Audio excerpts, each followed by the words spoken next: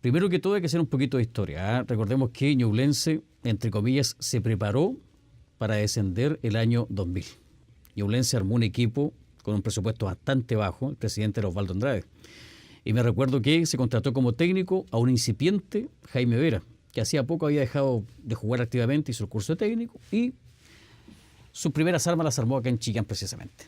Y me recuerdo que armó un equipo bastante joven y con figuras que después fueron rutilantes en el fútbol chileno, comenzando por Humberto Suazo, el Chupete Suazo, que jugó poco porque lamentablemente en un partido con Linares lo quebró Carlos Mina. Después también llegó Mario Cáceres, jugó Copa Libertadores con Colo-Colo, ustedes lo conocen, seleccionado chileno. Llegó ese año también, por ejemplo, Jorge Ormeño, jugador titular indiscutido en Colo-Colo después. El arquero era Carlos Torres, que venía de un campeonato sudamericano y también de un campeonato mundial sub-20. Llegó el chico Farol Maturana, que venía de Santiago Morning. Y llegaron varios jugadores jóvenes, más un contingente como Marco Sepúlveda, que llegó a mitad de año, Eduardo Díaz, Pato Contreras, en fin, estaba Sebastián Miranda también, que después llegó a Unión Española y Católica. Bueno, lamentablemente ese equipo pecó de ser muy joven, ¿cierto? Y con un técnico joven, y la campaña fue un desastre. En reemplazo del técnico Jaime Vera, los dirigentes tomaron la decisión de traer a otro técnico que recién venía haciendo sus armas en el fútbol, Julio Suazo, chillanejo, que había jugado en Cobresal, en Palestino, y por lo tanto llega seguramente, según el pensamiento de los dirigentes, a solucionar una situación problemática. Situación que se agravó más, porque él, se dice en el fútbol, a grandes problemas, grandes soluciones. Trajo de refuerzo a este equipo a su hijo, que se llamaba Jason Suazo, trajo un chico de apellido Daza y otro de apellido Orellana. No fueron ningún aporte y Ñublense nuevamente al borde del precipicio. Los dirigentes de la época, ya se habían cambiado varias directivas también, decidieron contratar como salvavidas a Esaú Bravo, que en paz descanse. Y a la presidencia le tenía Jorge Muñoz.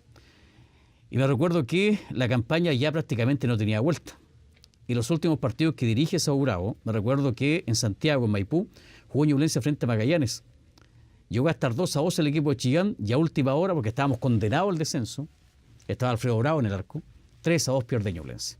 Y quedamos a las puertas del descenso. Si Ñublense empataba o perdía con Ovalle, Ñublense descendía. Se jugó con Ovalle una tarde de día domingo y pierde Ñublense por 2-1.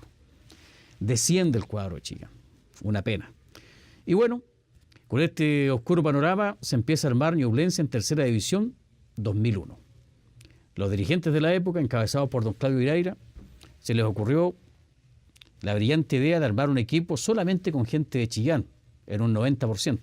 Había que darle tiraje a la chimenea, darle la oportunidad a los muchachos de acá, que se la iban a jugar por amor a la camiseta, y bueno, craso horror.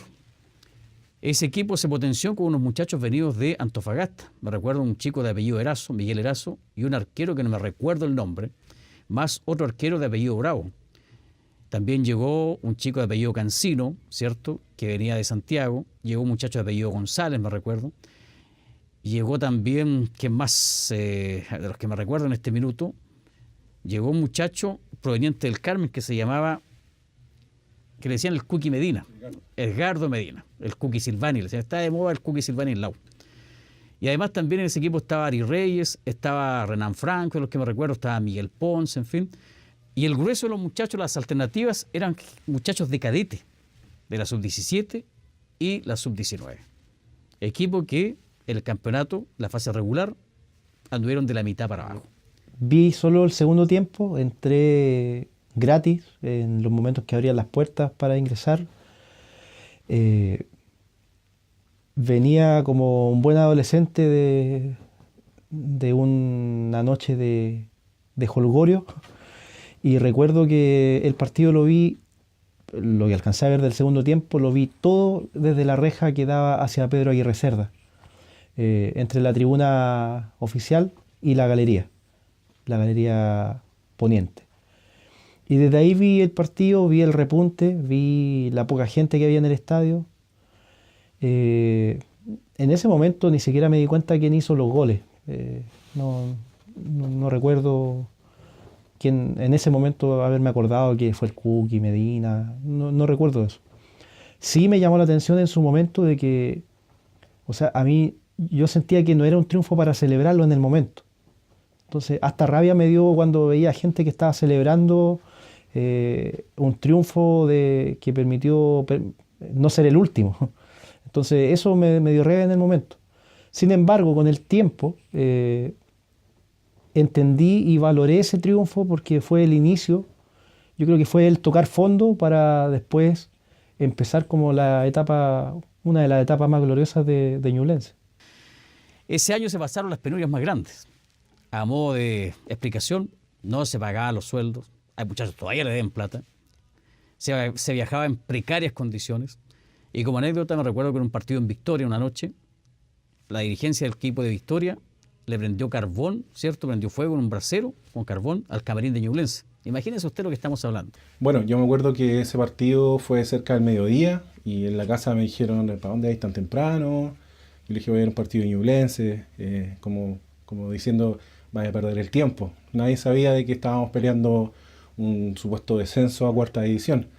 Llegué al estadio y había súper poca gente, la que fue, entre comillas, a la mayoría de esos partidos de esa pésima campaña de ese año.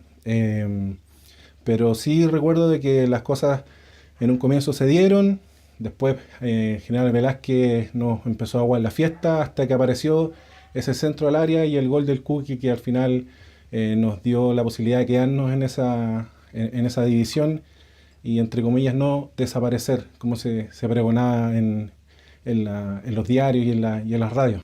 Ese año 2001 se fue cuesta abajo en la rodada.